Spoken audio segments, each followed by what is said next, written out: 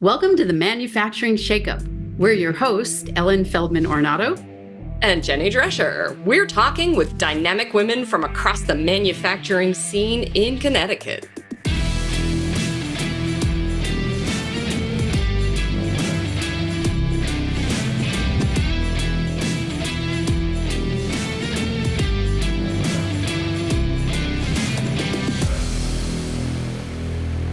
Hello, friends in listener land.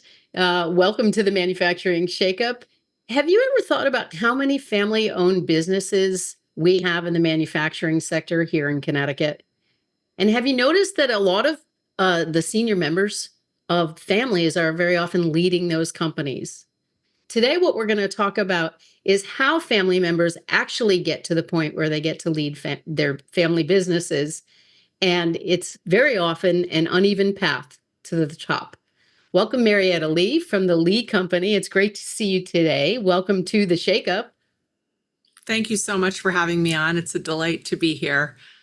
Yeah, we're really, really excited to have you here. So Lee Company is in Westbrook, Connecticut. Yeah? That's right. So we're here in Westbrook, Connecticut. We also have some manufacturing facilities in nearby Essex, Connecticut.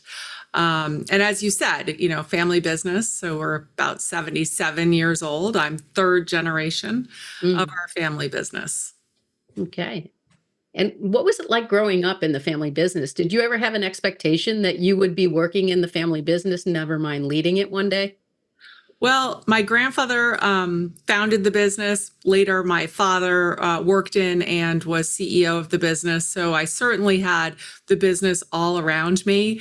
Often would, go visit my dad at lunchtime at the business, and I knew people, and I loved to go to the vending machines and buy M&Ms. And, certainly it was a big part of our life. But I have to say, we make miniature hydraulic valves. That was not, a teenage girl's dream to come to Westbrook, Connecticut and make miniature hydraulic valves. So I hightailed it out of town and never had any intention at all, frankly, of coming back and working in the family business. So it wasn't on my radar, that's for sure. But yet here we are.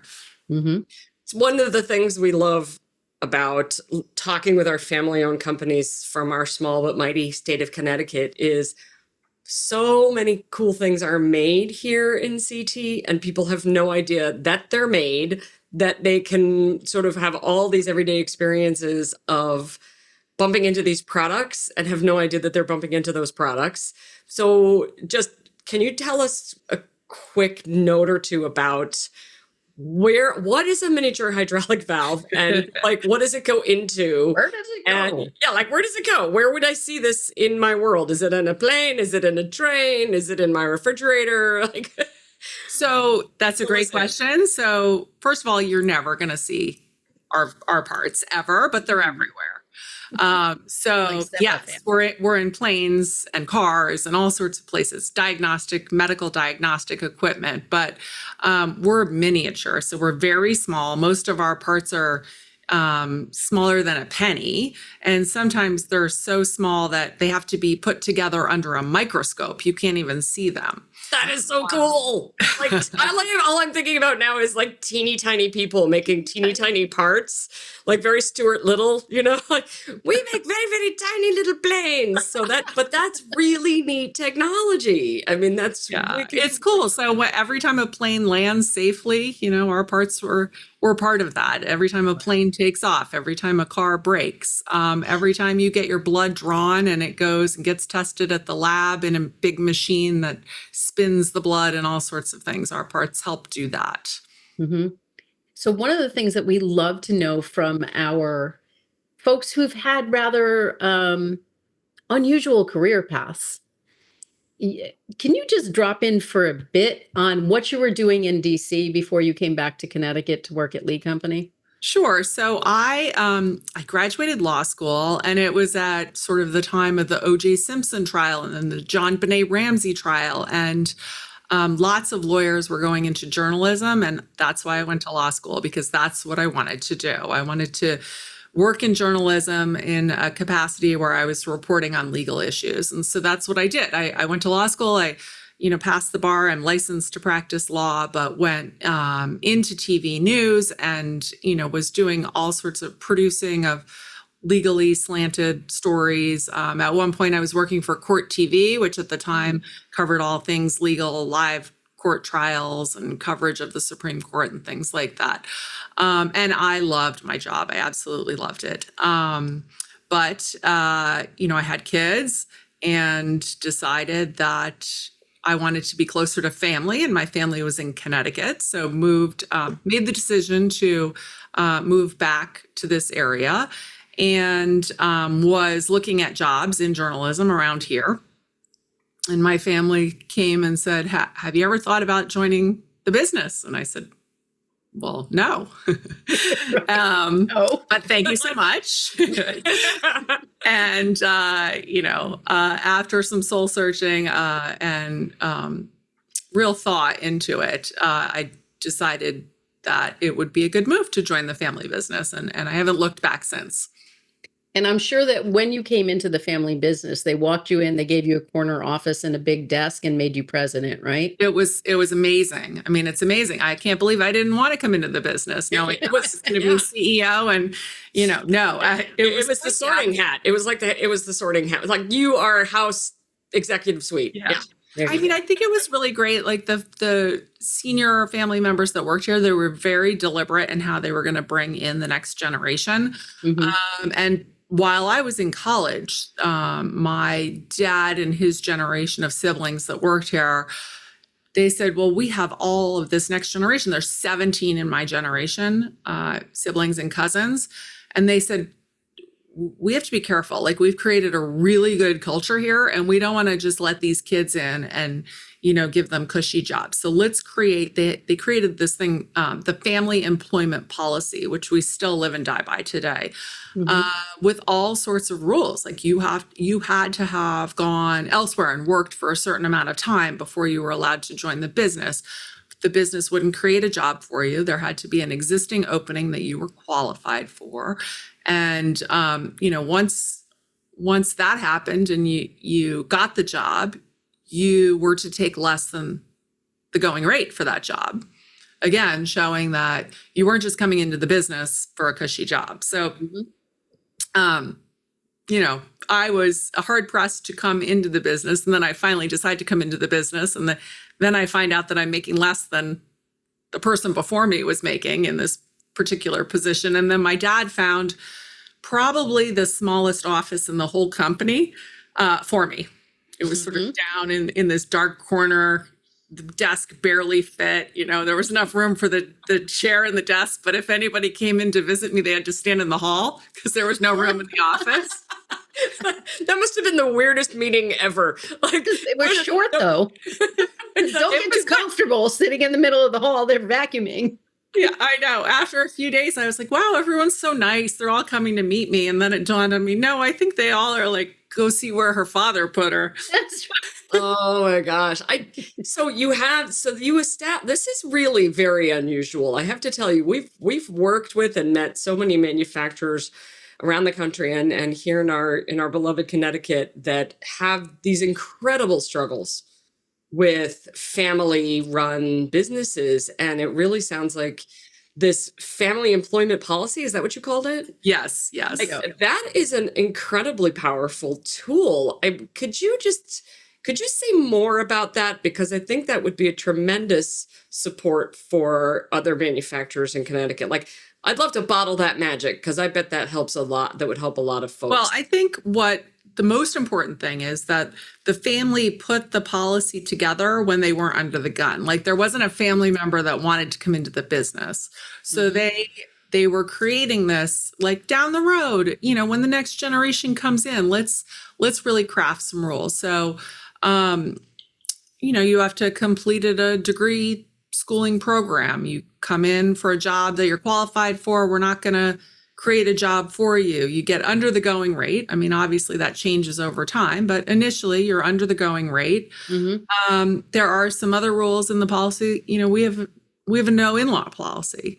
There's a lot of family businesses where, you turn around and it's the son-in-law who went to Harvard Business School is now running the business. And, we've heard time and time again, like in many, many situations, that works great. But when it doesn't work, it's a disaster. Like next thing you know, the son-in-law is having an affair with the secretary. And yet now the guy running your company is having an affair with the secretary at the company on your job. I mean, just imagine the chaos that creates in a family and in a business. When things go south, they go south. And so do we have in-laws in our family that would be great working here? 100%. But the downside is so severe that the family decided, that's something we don't want. We don't want to risk it. I love that. And it's innovation to be thinking. It's innovative in and of itself to have senior leadership create a plan before you need it. Very often we're dealing with folks who haven't created the plan before they need it. And they're talking about, we're in a position where the senior members of the leadership team would really like to start to think about retirement, and they haven't prepared the next generation for leadership at all. And it's not explicit, as you just described. It's sort of, they're sorting through and they're making assumptions about who might lead, but without really having vetted folks for those incoming roles and having the structure. So I appreciate that a lot. Yeah. I mean, I think it's been very beneficial to not just the family members as they evaluate whether they may or may not want to come and work here, but for senior management as well to know, especially non-family senior management, like you're not going to get stuck hiring some entitled family member as your second in command. That's not the way that the family wants to operate. You have to earn it. I'm also curious about something. One of our objectives at the Shake Up here is to help people or help our listeners to look at how do I develop myself through my career path in manufacturing. And it sounds like some of what's baked into your policy in terms of the family policy is you have to develop yourself and grow some skills outside of the family business to qualify to be in a leadership role inside the family business. So with that in mind, you also, Lee, has a lot of, like, you have a university, you have, like, what are some of the tracks that you use in-house to help develop your people so that, because what's coming to me is this idea that you're really creating a much more level playing field by creating these requirements for family leaders. And because you've got Lee University, you're up-leveling what's available. Like, how are you making this work? What are you offering employees, non-family? Yeah, so one of my favorite benefits that we have here at the Lee Company is we have a very generous tuition reimbursement plan for our employees. So if an employee wants to, go back to school or go to college in the first place, or go to, finish a degree that was never finished, or go back to school for even a master's in engineering or something like that, we really support that and promote that. And we have a reimbursement program for employees, but also in-house. And it's relatively new. Within the last 5 or 10 years, we started Lee University. So what this program is, it is really for manufacturing, and it's at all levels of manufacturing. It's a sort of a framework so that someone can come in. It might be someone who is working at Walmart or Dunkin' Donuts, never worked in a manufacturing environment. So we will offer intro to manufacturing class. And it's while you're working here at the Lee Company, it's during the day. We pay you to do it. And so you can work your regular job and then also take some time out of your day to go through this program. And then we offer way more advanced programs where we're turning machinists into tool makers. And that may be over the course of many months. This person may have been working here already for 10 years, but they want to elevate their career even more and become a tool maker. There's a whole program where we do that as well, with a whole curriculum and everything. So that Lee University has been super popular within the employee community because they can elevate themselves and they can gain these skills. in a lot of companies, if you want to go from being an assembler to an inspector, you have to go somewhere else and get the experience. But, if you show initiative and aptitude, we'll get you into one of these programs, and you can complete it during the workday. So it sounds like really in your programming, for whether it's at the senior level or the family member level or at the employee level, one of the things you're baking in really well is this sense of agency for everybody, that you have options, you have choice. We want to know what you want, and we're going to support you in getting there. Is that an accurate perception of how you're? It is. I would say to a point with Lee University. Certainly if someone has aptitude and the desire to go further, and they speak with their supervisor or their manager and they say, I want to do this. I want to get myself to a better position. As long as they have the support of their manager or supervisor, then 100%, and we can get them into a program and go forward with that. But again, they have to show the aptitude and the desire and have a proven track record. But it is in our best interest, of course, because there's a shortage of tool makers and some of the positions that we're trying to fill. There's a shortage right now here in Connecticut, so we want people to go through these programs and get into these positions that are highly sought after employees, and we want to train them up. And so it's a win-win. The employee is able to better themselves and learn new skills, and we're able to fill a position with a internally trained candidate, which is always terrific.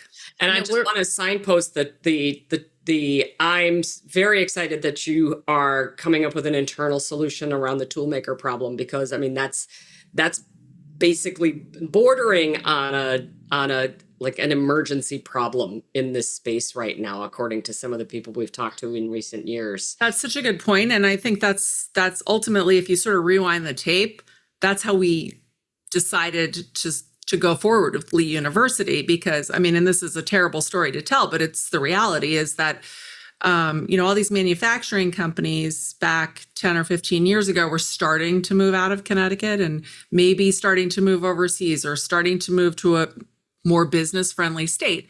And they would do that, and then we would hire their highly skilled tool makers. So we were able to fill that pipeline by all these people whose companies had moved out of Connecticut or out of the country. Wow. And now all those businesses that, left, nobody's really leaving anymore. And so there is no pipeline for us. And so we said, we got to train our own people. And by the way, it's better if you train them yourself, because you train them to your standards and how you want to see things done and all of that. So it's been very good for us. And all of the national surveys say that people stay in places that help them articulate their career path and then support them along it. Right. Yes. So, and all the studies that say people don't leave their job because of money, they leave their job because they didn't see a future in the old job. Exactly. Or the climate and culture of the organization is out of sync with who they are and how they feel they want to and should be treated in the workplace. But it sounds like you also have that. So it places Lee Company from a cultural standpoint in a place of innovation, but it sounds like we were talking earlier that you are making some very strong moves towards cementing yourself as a place of innovation. So can you talk a little bit about that? Sure. Our tagline, we're the Lee Company, we're innovation in miniature. And we've been very successful with that. But the world is moving very quickly right now. Innovation is moving quickly. AI is accelerating the pace of things. Our markets are changing so quickly. And we really wanted to give ourselves sort of a shot in the arm in innovation. And so we are giving our research and development department sort of a makeover. We've renamed it the Innovation Center. They were in a tired and old building. We're in the process right now of redoing that building. We tore half of it down, and it's going to be a state-of-the-art facility with really state-of-the-art equipment and lab spaces and all of that. So we're really excited about that. That sounds like a playscape. You just want to go in and start making stuff and building it, and That's what we're hoping. Yeah. Yes. I want to go there and just make stuff. Yes. You'll have to come as soon as it's done. Yes. Yes. Have a party. Invite us. We gonna will. bring We our always come to a listeners. party. That's how it works. That's right. Yeah, everybody's invited. All of our Shake Up listeners are invited. It's Absolutely. an opportunity to celebrate all the cool things that we're up to in Connecticut. So I feel like we could do this all day, and I've got about 100 Shake Up factors. So I'm going to bring up just a couple. So the really hot one that I want to shout out to all of our friends in Connecticut who are working in family-owned companies, whether you are in a leadership role or you are an employee and you're looking around and saying, what's going to happen to this company next, given that it's family-owned? Tell your boss, hey, there's this thing you could do called a family employment policy. Explore that, see what it's up to. That is such a hot action step that I just find powerful today. And the Shake Up Factor number 2 is really, really taking the next steps in supporting employee development. Consider where are the support mechanisms and the sense of agency for your employees if you're a leader. If you're an employee and you're looking at your leadership and you're saying, I want a career path, but I don't know where to start. You start by just asking, what are my options? What is the university of my company?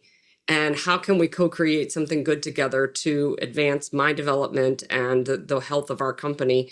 And then Shake Up Factor 3 is if you're working in an organization where you recognize some problems like this toolmaker shortage that we have here in Connecticut, where are there opportunities for you to start creating something in-house that will become a self-supporting mechanism for solving that problem in sort of the way that the Lee company is doing it, where they've created some mechanisms to help solve the problem and advance the people at the same time. It's like a nice little two-step cha-cha dance. I'm going to call that the toolmaker cha-cha dance now going forward.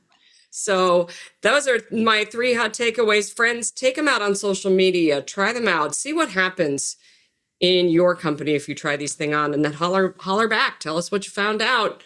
Share those conversations. We are a community here in Connecticut, and we want to help each other out. Marietta Lee, it has been such a pleasure having you. I learned so much from you today. Thanks for hanging out with us. Oh my gosh. Thank you for having me. And thank you for all that you're doing for the business community here in Connecticut. You're welcome. And everybody, next time your plan lands safely, just say to yourself, thanks, Lee Company. The Manufacturing Shakeup is sponsored by the Connecticut Office of Manufacturing, produced by Maselli Productions and Gale Communications, and hosted by the Boulder Company.